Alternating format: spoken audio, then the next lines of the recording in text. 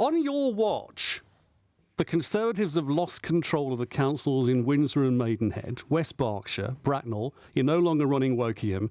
These are councils that have been Conservative for as long as anyone can remember.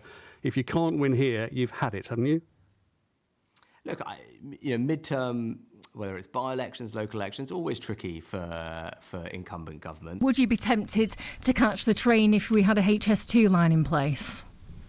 I mean, look, I said I would be catching the train on Saturday if there weren't strikes, but unfortunately you caught a jet when you arrived in the Northwest in January this year. You got on a jet plane.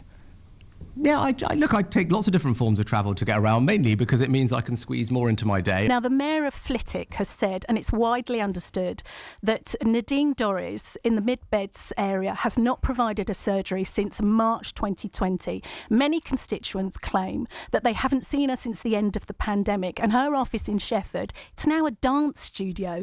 This is hugely embarrassing, hasn't it been? What I'd say to the people of Mid-Beds is, I want them to have a fantastic MP going forward, right? And in Festus Akinbusoye, who lots of people will already know because he's the Police and Crime Commissioner, they've got someone who is going to be absolutely on the side of local people. He's going to work with them to get things done. He's got a brilliant record tackling rural crime. We'll put more police officers on the street. And he's also going to be on people's side when it comes to protecting the Greenbelt. You lost North Shropshire, your party lost North Shropshire in 2021 to the Liberal Democrats, a seat held by the Conservatives for centuries. Indeed, it had never been any other colour. How do you win back rural voters who think you're not doing enough for them? I think midterm by-elections are always difficult for incumbent governments, the first thing to say. But I think first and foremost, actually, for people everywhere, I think the priorities are clear, that they're the right ones that I set out. Many people, my constituency being a great example. Yes, many the people from North Yorkshire do work the A64 is in North Yorkshire, which is where you live. And a lot of the time, I know you've invested in the North Yorkshire coast, but a lot of the time, you can't even get there. How can the North Yorkshire coast, reach its full potential when you can't even get there? Well, I know that what's going on with the A64, I know it is frustrating, and the reason that there are road closures on the A64... Do you use the A64? Have you been on the A64 and driven in there yourself? I use lots of roads across the entire country all the time. But yeah, of course I've been on the A64. That's why I live in North Allerton. Can I just ask you, though, the way that this whole thing has been carried out, the way that she's behaved, it literally goes against everything that you stand for, doesn't it?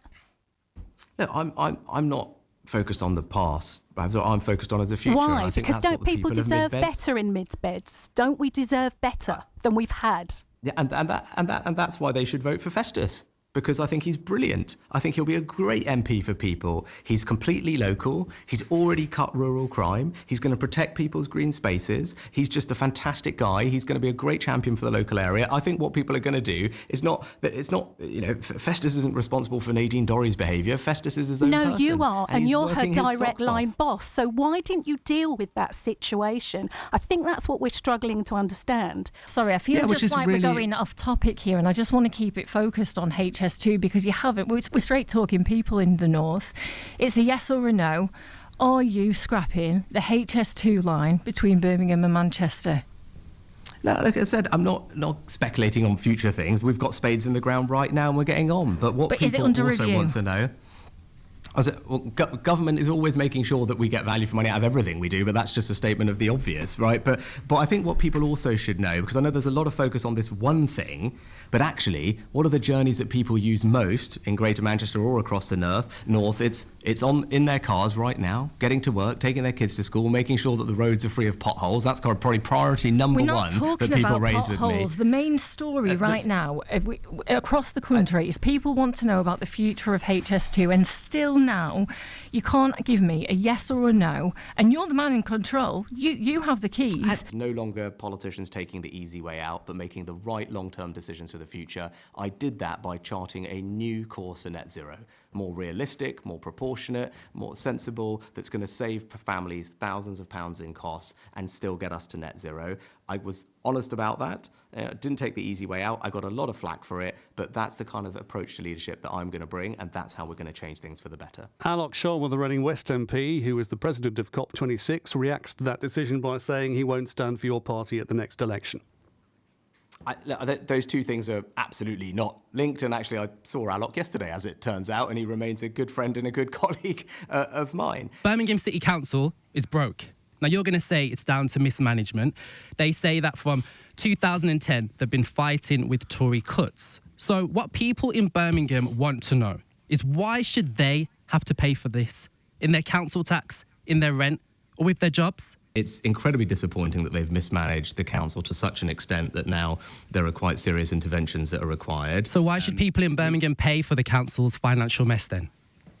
Well, it's now for what needs to happen is locally these things need to get resolved. I think people rightly in Birmingham will hold the Labour-run council to account. They should do, right? The council has massively mismanaged its finances.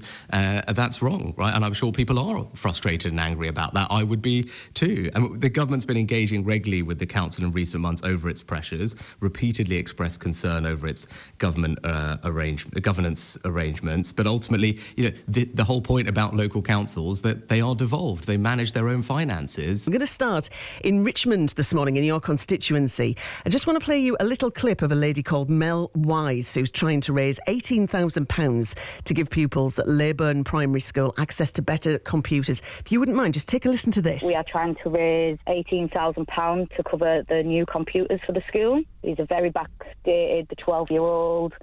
We're having sleepless nights, putting events on, family fun days, cake bakes. Should we really be having to do all this to supply the children with up-to-date technology? Prime Minister, the Conservatives have been in power for 13 years now, and we were just wondering why schools are struggling to provide this kind of basic equipment for pupils.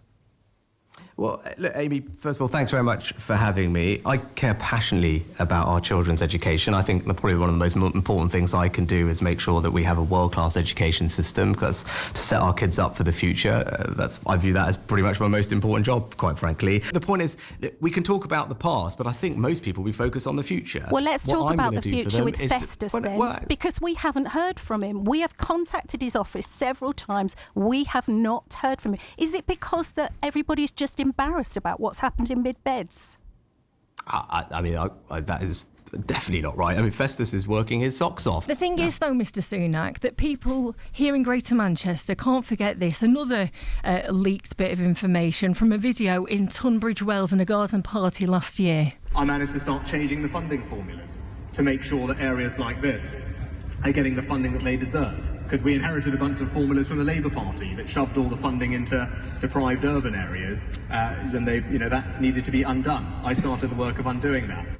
Well, you don't care about deprived urban areas, do you? No, I absolutely do. But I think it is completely wrong to say that those are the only places that are deprived in our country. The point I was making, and you said Tunbridge Wells, but I was actually speaking to people across the south coast. And there are coastal communities, particularly in the south, that are deprived. And that is the case across our country. And when I say I want to deliver a levelling up, I don't want to pit one region against another. The point I'm trying to make is that we need to level up everywhere. And that goes equally if you're in an urban area in the north, as you are in a coastal or rural community in the southeast or the southwest. And actually, if someone disagrees with that, that's fine, but I think they're completely and utterly wrong. I want to spread opportunity everywhere. And it is the point I was making is that applies equally to someone living in a difficult situation in a coastal community in the southeast as it does as an urban area in the north. Not and in actually, a I think garden most party people in Tunbridge Wells. Mr Sunak, we'll have to leave it there because you've got our colleagues to speak to. Thank you very much for your time.